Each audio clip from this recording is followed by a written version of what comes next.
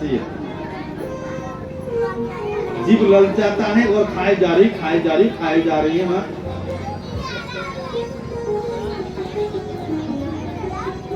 शास्त्रों में कहा गया है उतना ही अन्न ग्रहण करना चाहिए, वही खाद्य का प्रयोग करना चाहिए जितना आवश्यकता है गर्भावस्था में। अन्यथा शिशु बाद में जाकर दुख देते हैं, वो जाने अनजाने में आपको पीड़ा देते रहते हैं। आपने जब गर्भावस्था में शिशु को दुख दिए हैं, वो फिर चुपता करता है। तो छोरा ने सतायो, खरी ने सताई, घरा सरी से भैया होता कि नहीं सताइए को छोरा।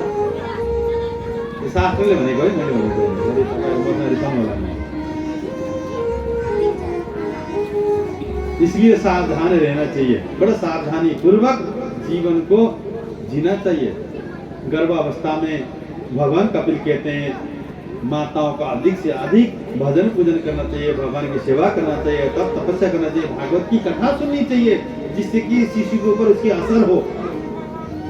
माता पिता दो को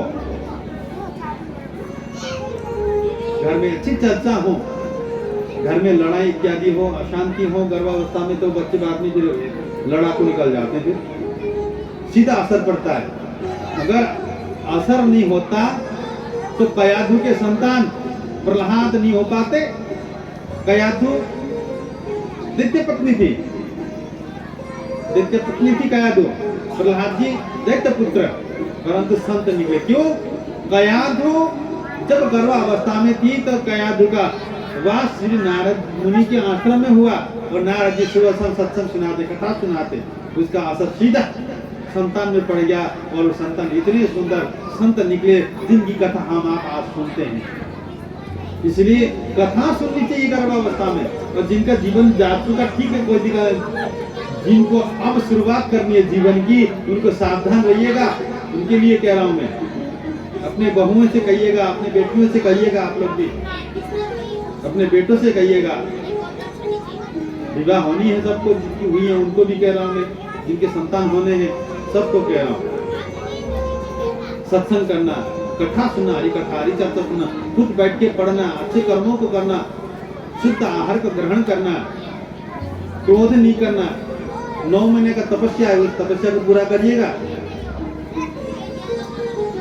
फिर देखिएगा संतान कितने सुंदर होंगे, कितने उत्तम संतान होंगे। फिर आपके संतान आपका भी बेड़ा पार लगा देंगे। हमारे परिवार में परिकर में एक भी अगर संत हो जाए तो 7 पीढ़ियों को तार देते हैं। एक भगवान का भक्त अगर निकल जाए तो खुद तो तरता है ही है, साथ ही हमारे 7 पीढ़ियों को तार देता है। इसलिए कोशिश करना, भगवान से कहना प्रभु आपका भक्त उत्पन्न हो जाए मेरे कोख से, ये प्रार्थना करिएगा। मुझे कुछ नहीं चाहिए भगवान, आपको प्रेम करने वाला शिशु हो जाए मेरे गर्भ से, मुझे इसके अतिरिक्त कुछ नहीं चाहिए, ऐसा प्रार्थना करिएगा। मैं अपने शिशु को आपका भक्त बनाना चाहता हूँ। गोविंद, हे ठाकुर जी, हे किशोरी, हे राधा रानी, आप ऐसा शिशु दीजिएगा जिससे कि वो आपका भक्त बने, आपसे प्रेम करे, ऐसा कहिएगा। तो गोपाल जी का सेवा करना भगवान कपिल के तीस है। इसलिए गर्भावस्था में भी जीव को सुख नहीं है, माताओं को सावधान होकर जीवन को जीना चाहिए।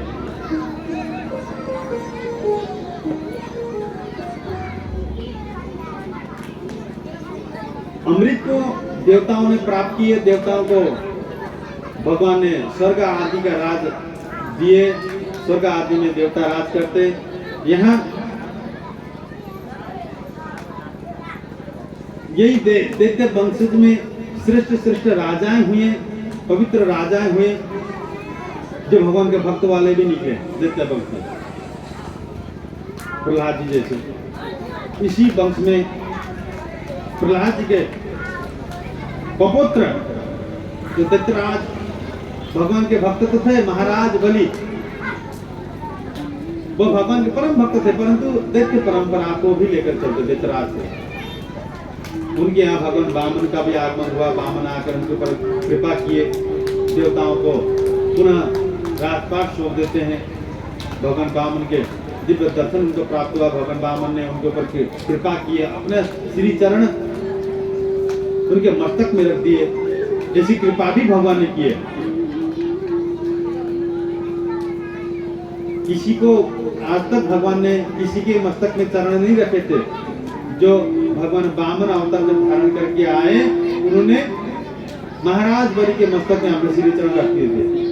3 पग मांगे, 3 पग का संकल्प जब हुआ, 2 पग से भगवान ने जगत को नाप लिए, तीसरा रखने का स्थान नहीं था, तब भगवान ने उसके श्री चरण, अपना श्री चरण उसके मस्तक में रख दिए, उसके कृतार्थ कर दिए और पाताल लोक का राजा बना दिए। भगवान नारायण स्वयं वहां दरबान बनकर रहने लगे। लक्ष्मी माता का आना हुआ, लक्ष्मी माता आकर रक्षासूत इत्यादि बांधकर दान के रूप में नारायण को वापस ले जाती हैं। आदि दिव्य कथाएं हैं। आइए एक मीठी सी भजन का श्रवण करके मैं राम कथा के सोच करते हुए जन्म उत्सव की ओर शीघ्र ही ले जाऊंगा। बहुत समय नहीं लूंगा आप लोगों का। बोलो भक्त वत्सल भगवान की।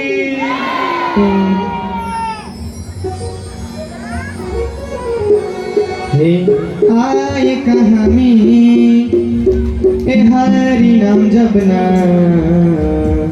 ए अर्जी गर्वै देखी कब लगरेरा। ए आए कहाँ में हरि नाम जपना, आए कहाँ में हरि नाम जपना, अर्जी गर्व देखी कब लगरेरा, अर्जी गर्व देखी कब लगरेरा। जन्मियो पछि फिर से झुसा भई, जन्मियो पछि फिर से झुसा भई, अर्जियो मन को